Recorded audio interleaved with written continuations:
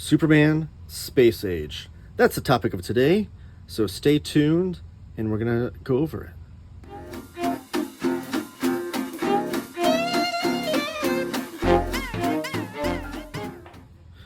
Yes, welcome to Taylor Talks Comics. Give the video a thumbs up. Subscribe if you haven't already. But today we're talking about Superman Space Age. This is a book that I've been looking forward to. When it was first announced, I bought the first issue and read it and loved it. Saw where Mark Russell was going. Saw where Mike Allred was going, and Laura Allred with their great colors and Mike's great art. And then I was like, that's all I needed. The little sampler, it's a 3-issue run. I'll just wait for the deluxe edition to get it oversized or potentially an absolute. Unfortunately, they've only released it in one format, and it's standard size hardcover. So now I've been waiting. But as you will know from my library haul video that I did last week or the week before, I checked this out at the library so I could read it finally, and now I could still wait for the absolute. They are working on, Mark Russell and Mike Allred, on a Batman Dark Age, kind of a follow-up series. I haven't read any of that, so I don't know if it's in like the same kind of continuity, because this is like an Elseworlds tale. So I don't know if that's like in the same continuity as like this universe, or if it's a totally different thing. But it would be cool. They have done this in the past, where they do 2 absolutes in one slipcase. I could see them doing that with this maybe.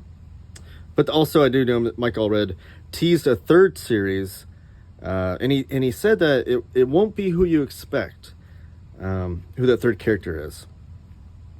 But so I don't know if that means it's not Wonder Woman, because you'd think Superman, Batman, who's the natural 3rd character, would be Wonder Woman. But I digress. Today we're talking about Superman Space Age. So here's the spine. Obviously I have library stuff on here, and it is in like one of those Bro Dart gross dust jacket covers, but that's what libraries do. So it keeps the books healthy so many readers can have it. I can't really show you the underneath the dust jacket either. I guess you can kind of get a glimpse there.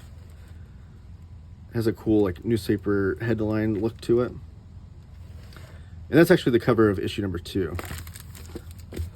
But here we are.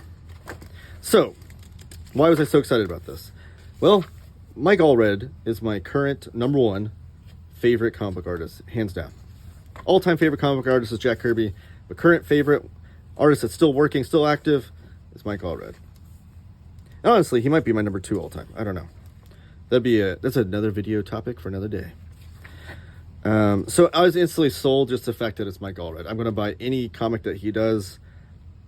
I have the entire Madman library collection. I have his omnibus of Silver Surfer, and I've got the iZombie omnibus. I've got Ecstatics. Anything he does, I want in my hands to read. So it was a no-brainer I was going to buy this and read it. Mark Russell, though, is a writer that the more I read, the more I realize I enjoy his work. He has a very smart way of satirizing current political and social topics. Good political and social commentary throughout his stories. And it's done in a way, because I know that's like a thing that people either love or hate. I personally love it. That's something I look for in my stories. And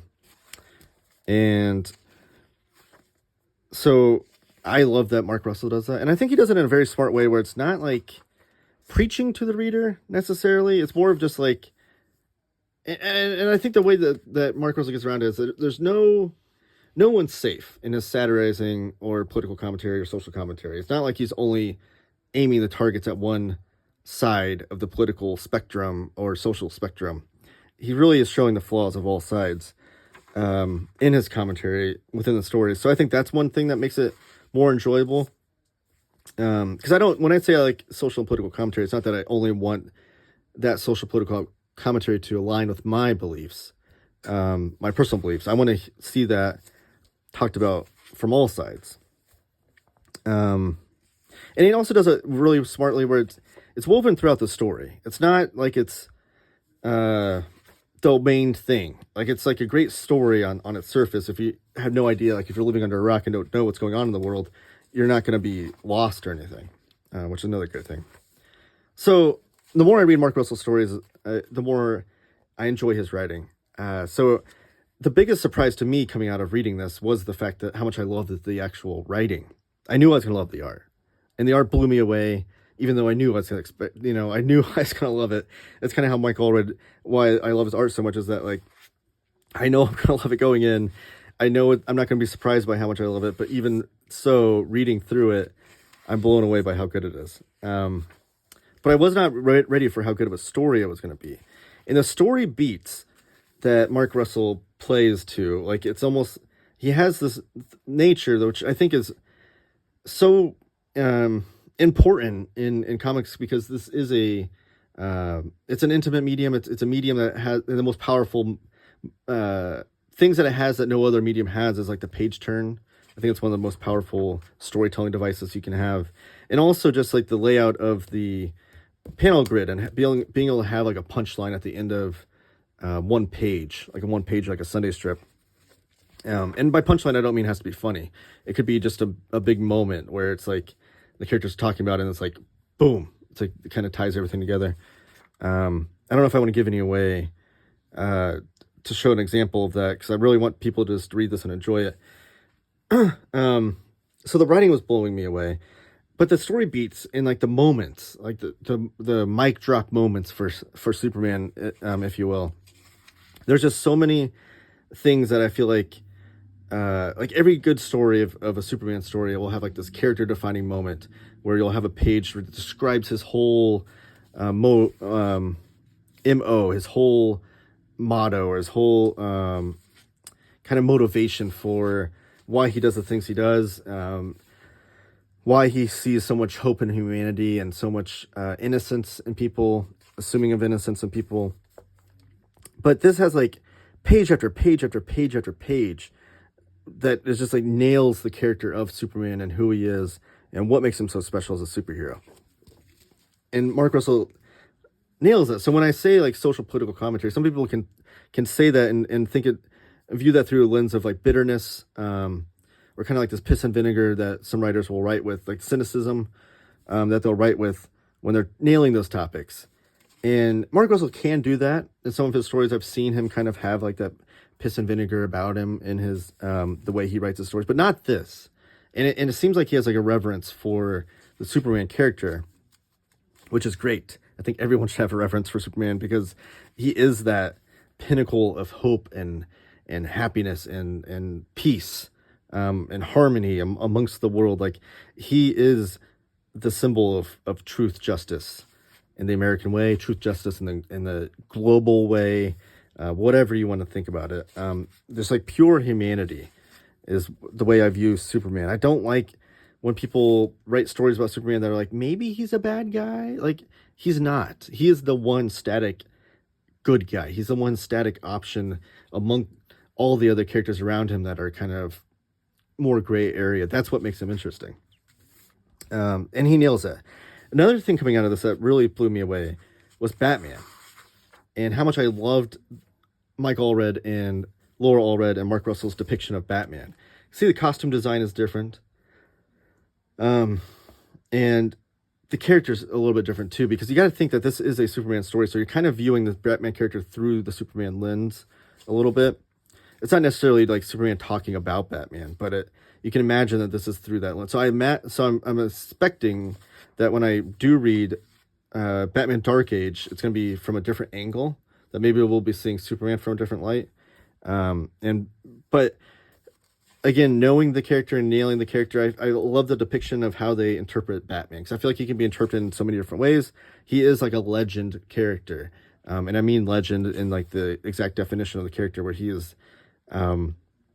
this talked about icon throughout Gotham City, where people have everyone in Gotham City has like their own little story of Batman and encountering Batman, whether they saw a glimpse of him down an alley, or they saw him beat up a mugger, or they saw him trip and fall, or whatever their stories are. Everyone has a Batman story. That's the way I imagine Gotham City when I'm reading a Batman story. So I love kind of all the different interpretations of by writers, from Frank Miller's interpretation of him, Mark Russell. He kind of is that character that I feel can be interpreted in multiple ways because of that. Superman, I feel like, is static. You can only interpret him one way, and that's being the pure hope and honesty. But Batman has to work in the gray areas, literally. for reasons that he mentions in itself. That's all what I loved about the story. Maybe I should talk about the story itself. I don't know. Maybe that'd be important. Maybe you're watching this video and you're like, okay, buddy, I get it. But so Superman Space Age is a 3-issue story. But each issue, I think, is like 40 to 60 pages. I can't remember they're bigger issues. They're not just 24-page issues. So this is like a thick book. It's only 3 issues, but there's like, I don't even know if it has page numbers. I think it's like 240 pages total, I want to say, maybe. But it's starting off Superman in the 60s.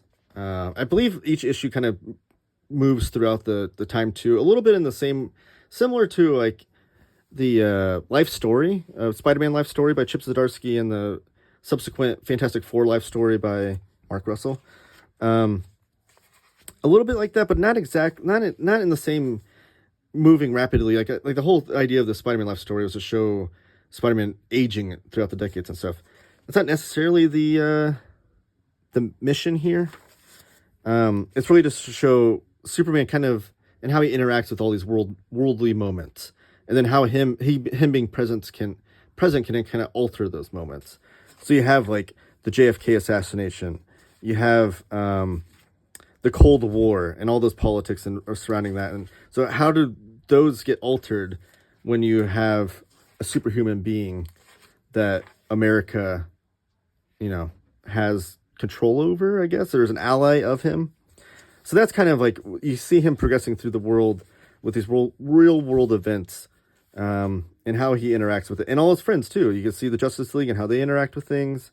Lois Lane and Bruce Wayne. You get Brainiac appearances in here. You get Ma and Pa Kent appearances in here. So you get these nice little, like, human moments between him and Pa Kent. And him in the Fortress of Solitude. So that's the gist of it. I don't want to give away too much because it's such a great story. But this was one of the most enjoyable reads I've had in a long time, and actually sent me down a rabbit hole of reading all these other Superman stories. So you can expect more Superman content on my channel. But that's Superman Space Age. Let me know your thoughts down below in the comments. What you thought of Superman Space Age, what you think of Mark Russell or Mike Allred's writing or drawing, Laura Allred's colors, all that stuff. I reply to all comments. So I appreciate it if you comment down below. Give the video a thumbs up, subscribe if you haven't already, and check out this video that I'm going to put over here or down here somewhere, just so you can watch more videos on my channel. I'd really appreciate that too. Thank you. Have a great one.